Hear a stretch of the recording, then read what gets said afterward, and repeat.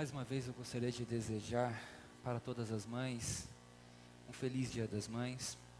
Espero que você, mamãe, seja sempre lembrada, não apenas hoje, que a nossa sociedade diz que é o teu dia, mas amanhã, e depois de amanhã, que você possa ser honrada como mãe, respeitada, e que seus filhos, seus familiares, possam demonstrar todo o amor e respeito que você merece, porque mãe, quem criou foi Deus.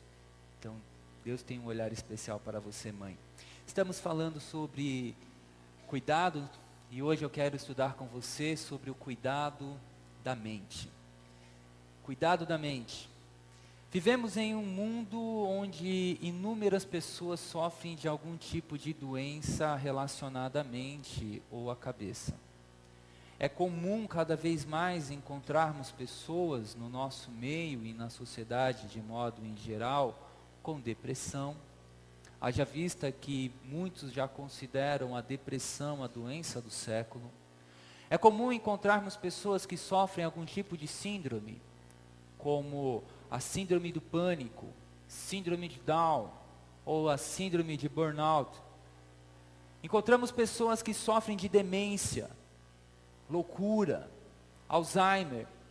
Segundo uma pesquisa, o Brasil no ano de 2030 terá mais pessoas idosas do que pessoas jovens. Em 2050, a maior população no Brasil, de acordo com algumas projeções, serão de pessoas idosas.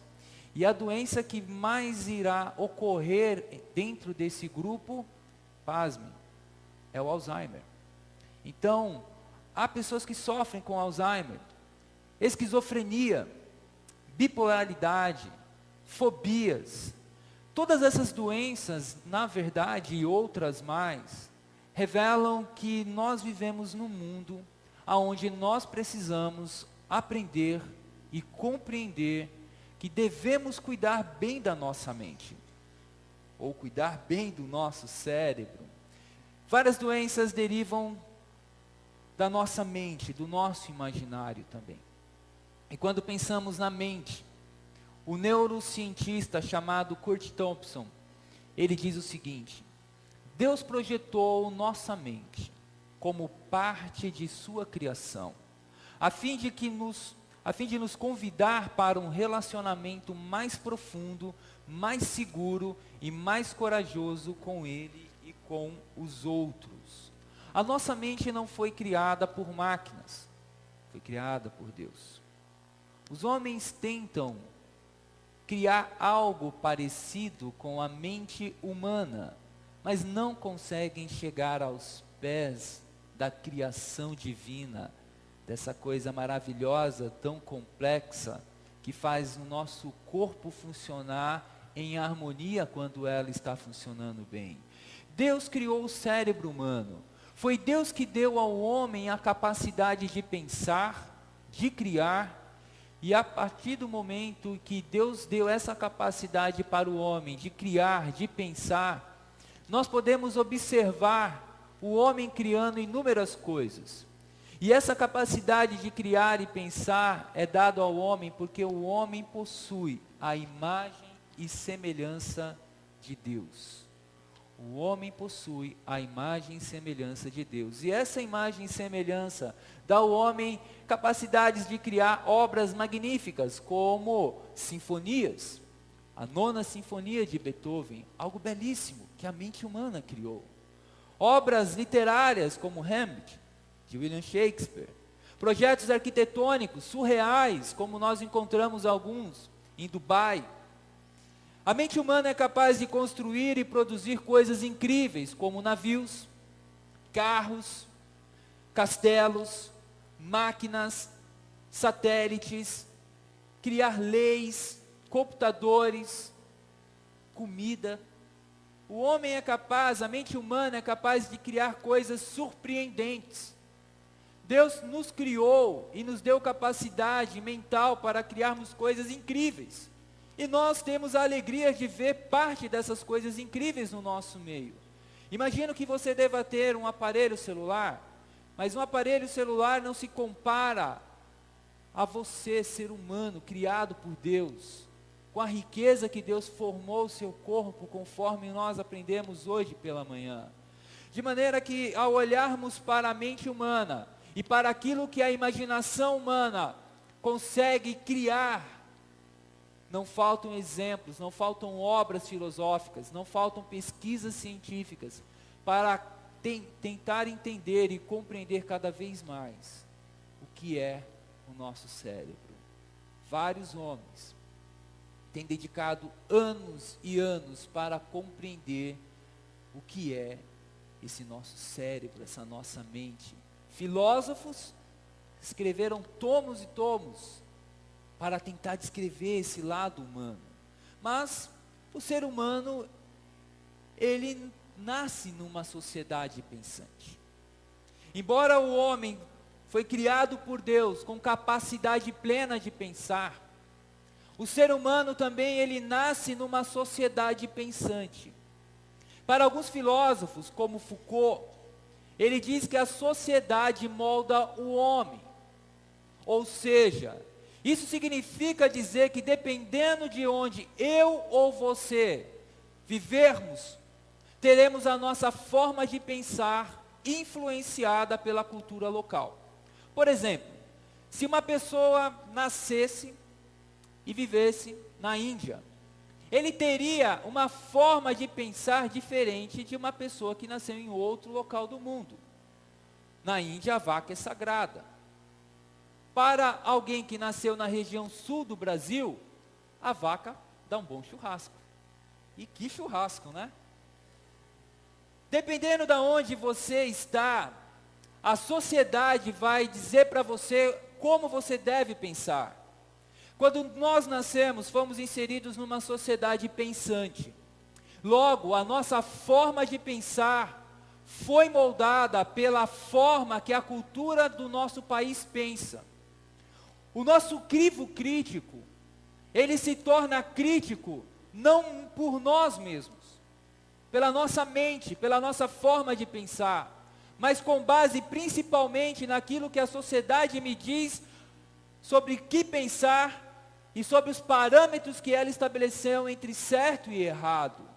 O mundo influencia a nossa forma de pensar, a nossa mente. Essa forma de influenciar o mundo, ela não começa apenas quando você atinge a idade adulta. A nossa mente é influenciada antes mesmo de nós nascermos. Quando o bebê está no ventre da sua mãe, ele recebe toda a carga emocional que a mamãe sofre e transmite para ele. Tanto que alguns pediatras e alguns estudiosos orientam algumas mamães a ouvir cantar para o seu bebê, ouvir música clássica para acalmar o seu bebê. Então a criança ela começa a receber uma influência externa desde o ventre. Essa influência começa a potencializar-se a partir do momento em que ele nasce. Quando ele nasce, ele recebe os cuidados da sua cultura, dentro da forma de pensar da sua cultura. Aquela criança vai receber um nome dado pela mãe, de acordo com a cultura que a mãe vive. Muitos aqui são chamados de João, José, outras de Maria, Joana, Fernando, e assim por diante. Nomes que a nossa cultura entende ser os mais adequados. Ninguém aqui tem o nome Quaquaquá, ou KKK. Cada um tem um nome de acordo com a sua cultura, dentro da onde foi inserido. Aquela criança, quando ela sai da maternidade, ou na própria maternidade, ela já recebe as roupas condizentes a um recém-nascido, de acordo com o que a sociedade pensou ser o melhor para aquela criança. Aquela criança, depois de um tempo, ela vai para a escola. E ao ir para a escola, aquela criança vai ser moldada dentro dos padrões de ensino daquela sociedade. Aquela criança vai ter a sua mente, a sua forma de pensar, orientada, moldada dentro dos parâmetros da sociedade. A escola vai ser um meio. Ela vai receber uma série de livros e tarefas que serão base para avaliar se ela está assimilando corretamente o que a sociedade entende ser correto. E se ela cumprir as exigências escolares, ela terá ao término de alguns anos o título de uma pessoa graduada. Aquela criança que começa a receber as influências desde o ventre, na escola, ela agora começa a receber uma nova forma de pensar, a sua mente começa a ser moldada.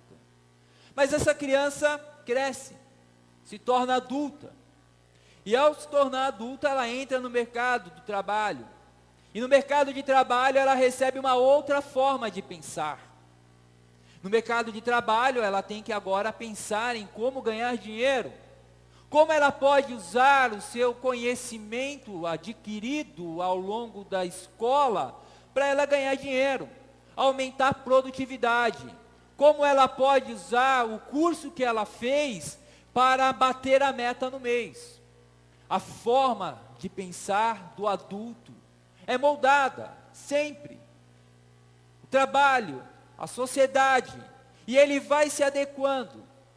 E quando ele chega na fase idosa, algumas sociedades pensaram o que fazer com os idosos, criaram os asilos.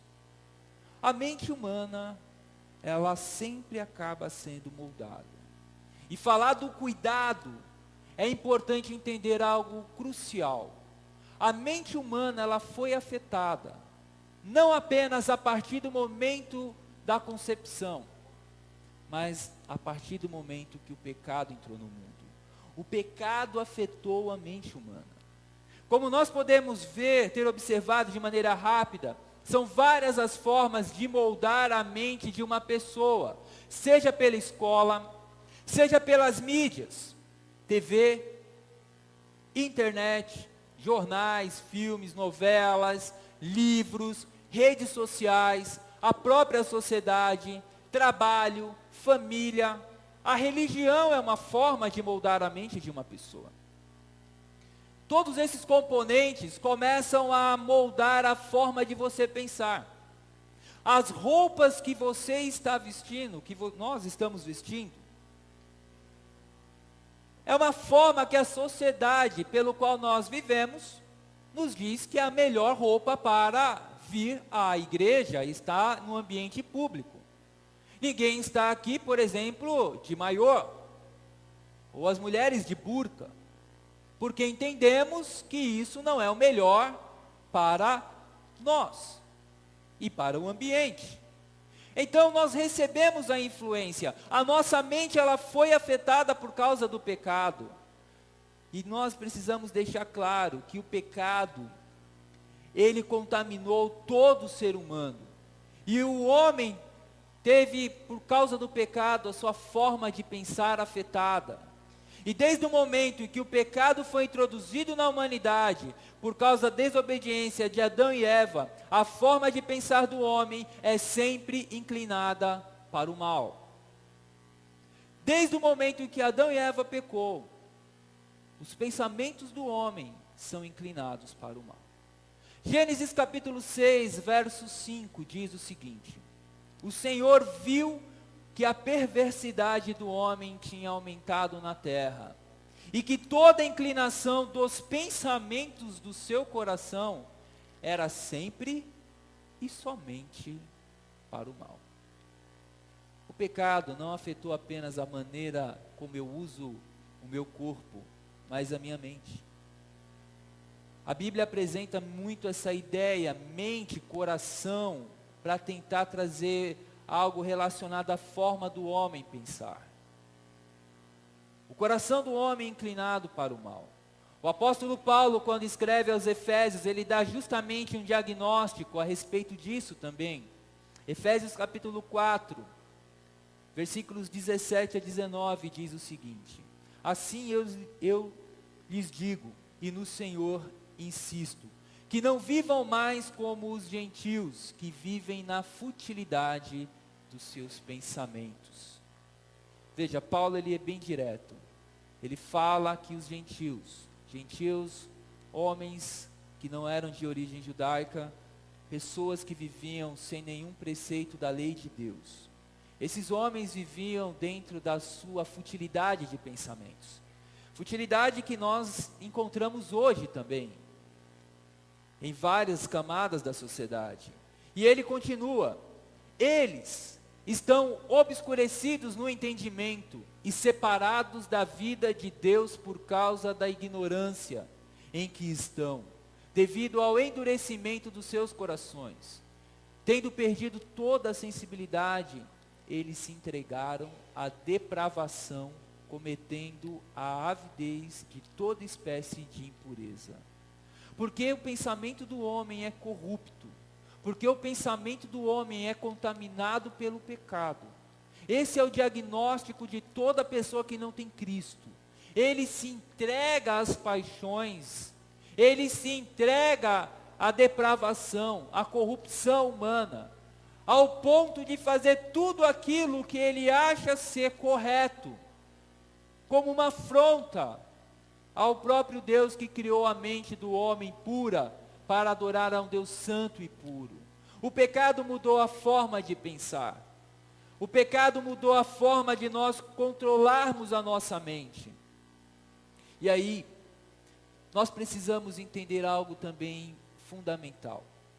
Nós, os cristãos. Embora o pecado tenha destruído também, ou melhor, afetado essa área da nossa vida, que é a nossa mente, a nossa forma de pensar. Jesus Cristo, ao vir a esse mundo, morrer na cruz do Calvário para nos salvar, Ele veio para restaurar o homem todo, inclusive a mente. Os meus pensamentos, a partir do momento em que Cristo habita em mim, são restaurados. Eu começo a ter aquilo que a palavra de Deus diz: eu tenho a mente de Cristo. E através da mente de Cristo eu começo a ter uma nova forma de pensar. Diante do cenário em que o homem se corrompe pelo pecado e molda sua mente à luz daquilo que a sociedade de cada indivíduo diz ser o ideal para se pensar, nós encontramos Cristo restaurando. E a pergunta é: como Cristo pode restaurar uma mente totalmente corrompida? Como Cristo pode fazer da minha mente depravada, com pensamentos maus, com pensamentos cruéis, uma mente inclinada para tirar vantagem, uma mente inclinada para pensar coisas erradas? Como é que Ele pode mudar isso? A resposta está em Jesus, quando Ele habita em nós. Quando o Espírito Santo de Deus habita na minha vida, o padrão para que eu comece a pensar não é mais aquilo que a sociedade diz ser o ideal, mas o meu padrão se torna Jesus. Jesus é a referência que todo cristão deve procurar alcançar. Ainda Paulo, falando em Efésios, no capítulo 4, verso 13, ele vai falar justamente isso para nós. O texto bíblico diz que até que todos alcancemos a unidade da fé e do conhecimento do Filho de Deus, e que cheguemos à maturidade, atingindo a medida da plenitude de Cristo. Esse é o nosso objetivo. Jesus Cristo é a resposta para uma mente depravada. Jesus Cristo é a resposta para uma mente usada apenas para o mal.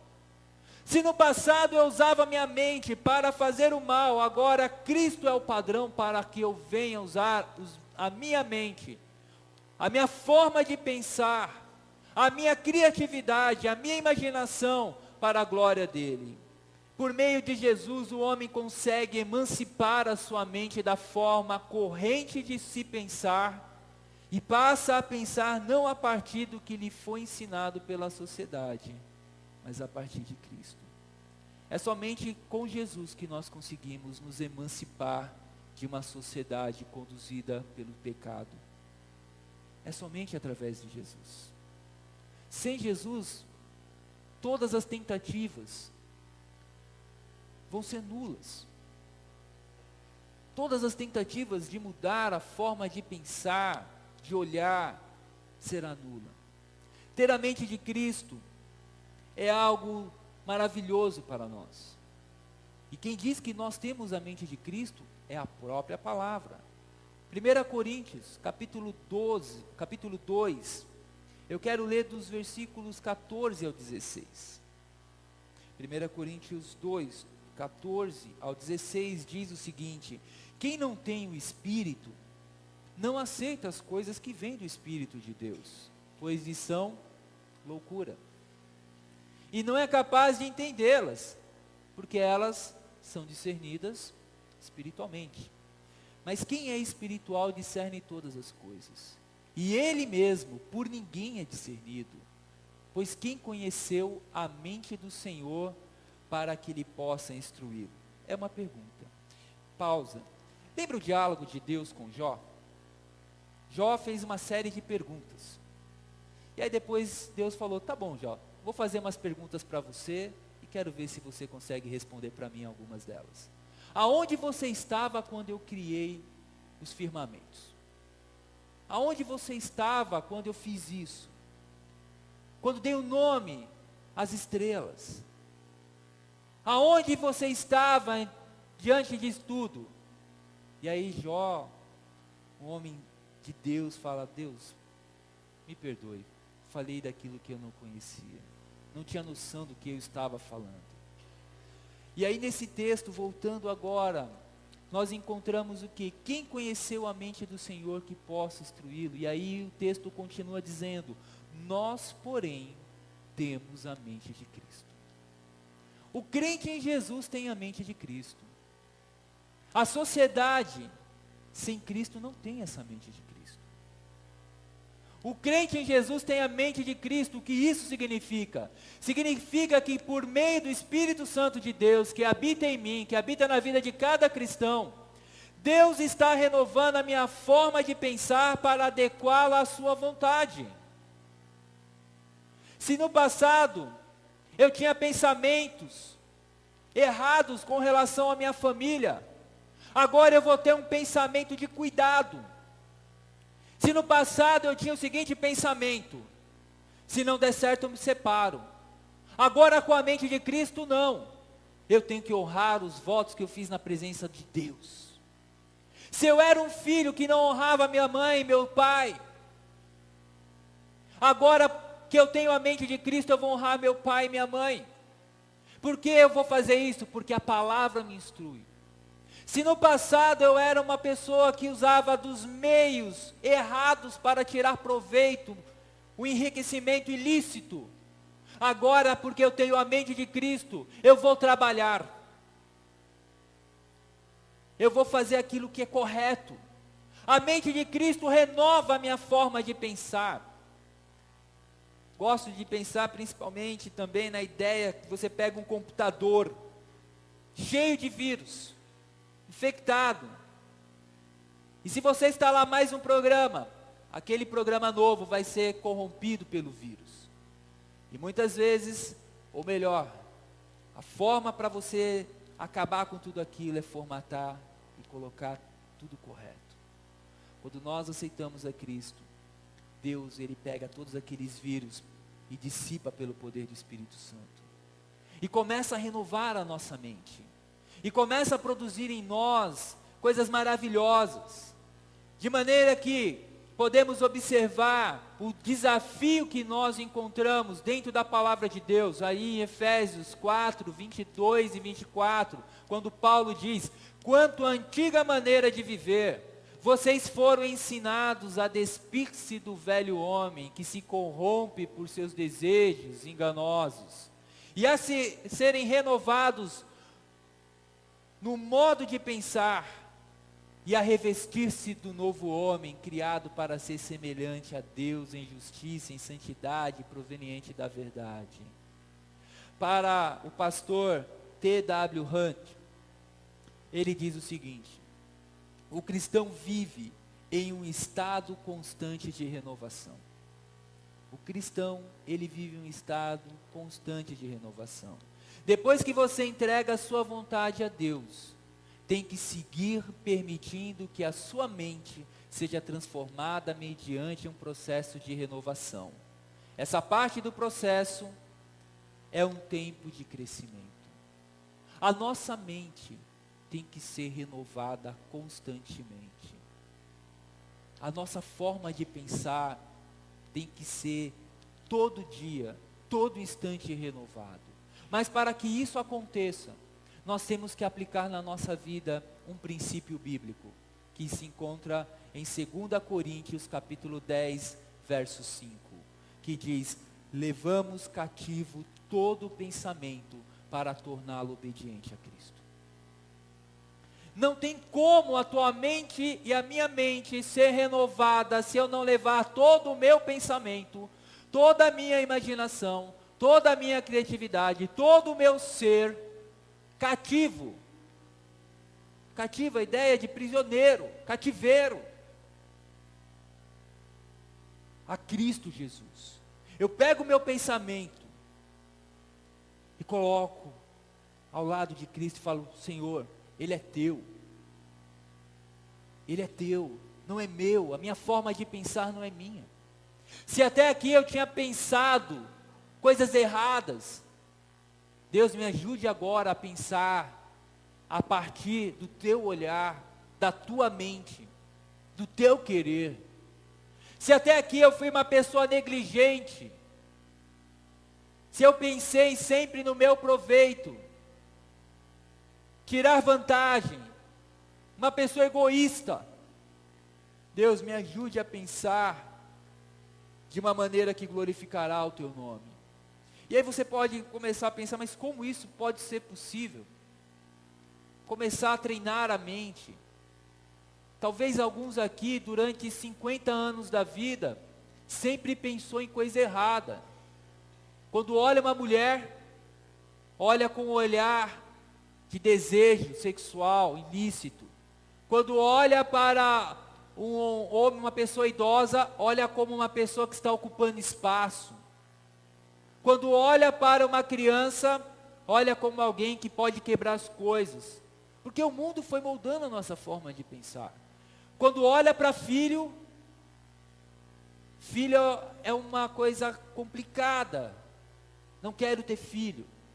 Semana passada saiu uma matéria nos jornais de São Paulo, creio que na Folha ou no Estadão, que intitulava Os Filhos que Latem, de pessoas que estão optando em não ter filhos para ter cachorro.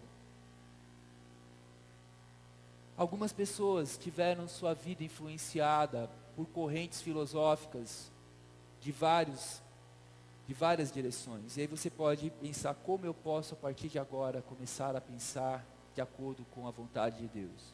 E aí eu quero convidar mais uma vez você a acompanhar a leitura ou ler comigo Filipenses 4:8. Filipenses 4:8 traz para nós uma direção muito lúdica de como nós podemos treinar a nossa mente para que ela sirva a Cristo.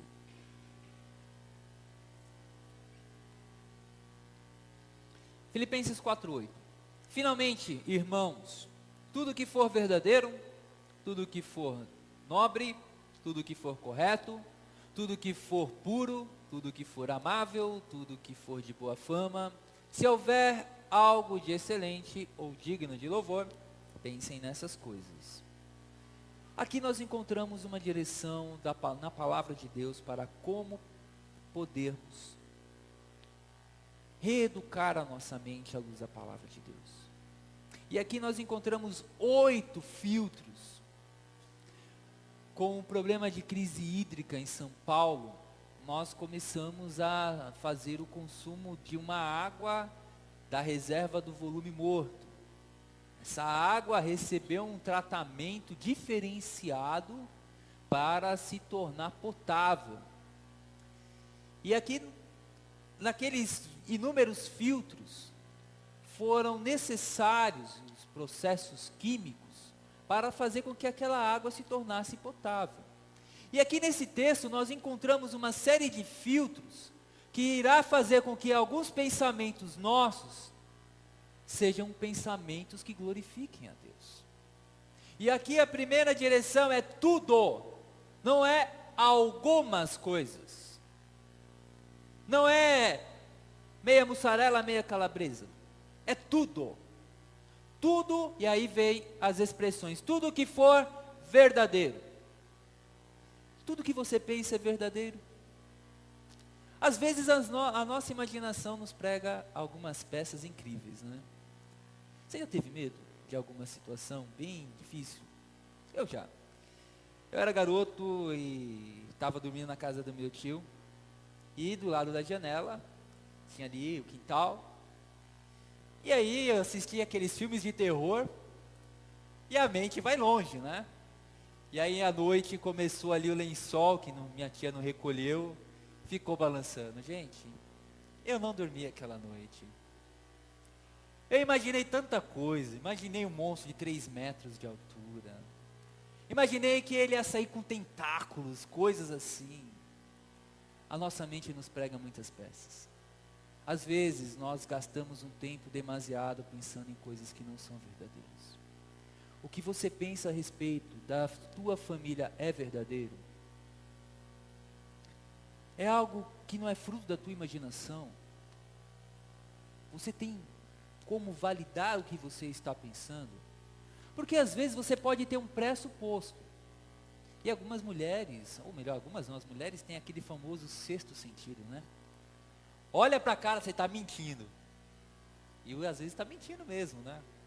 Fala aberta, né? Olha, né? Vai chover, leva o guarda-chuva. Vai chover, chove. Mas há coisas que nós pensamos que não são verdadeiras. E isso faz com que nós perdemos o nosso foco.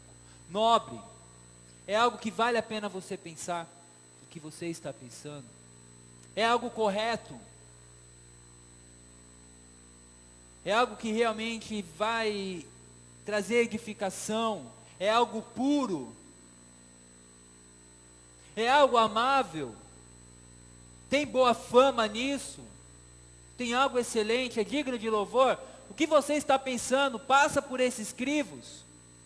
Se não passa, descarta, joga fora, ignora. A nossa mente precisa ser levada cativa a Jesus. É o Espírito Santo de Deus que vai fazer esse filtro. Porque uma pessoa sem o Espírito Santo de Deus pode usar esse filtro. Ele pode. Mas a conclusão que ele pode chegar não será a mesma conclusão que um homem e uma mulher de Deus chegará, guiado pelo Espírito Santo de Deus. Porque o que é verdadeiro para uma pessoa que não teme a Deus, é algo totalmente diferente daquele que teme a Deus. A sociedade vai dizer algo do tipo, você tem que ser feliz. Isso é correto? Para eu ser feliz, eu tenho que deixar um casamento de 20 anos. Isso é correto? Para a sociedade, sem Cristo, sim. Mas para aquele que teme a palavra, não é correto.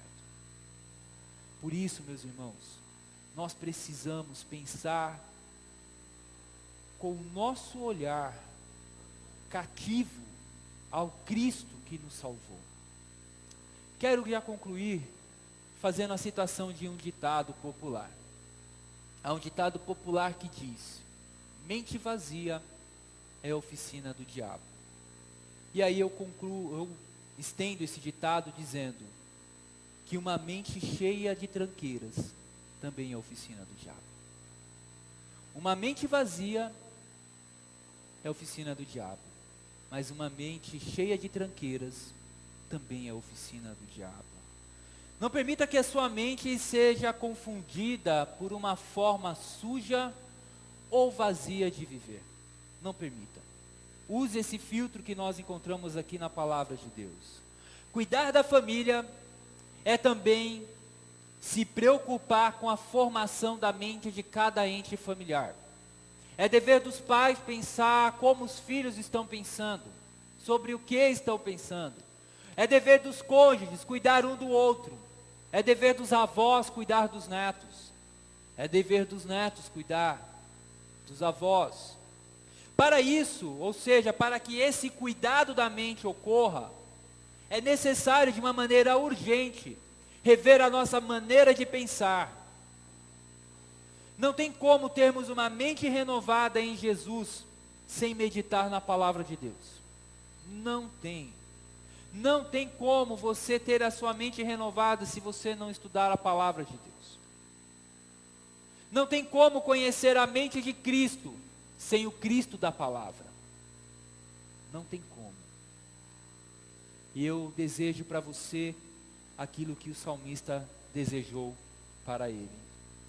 Que as palavras da minha boca e a meditação do meu coração sejam agradáveis a Ti, Senhor, minha rocha e meu resgatador. Que Deus nos abençoe.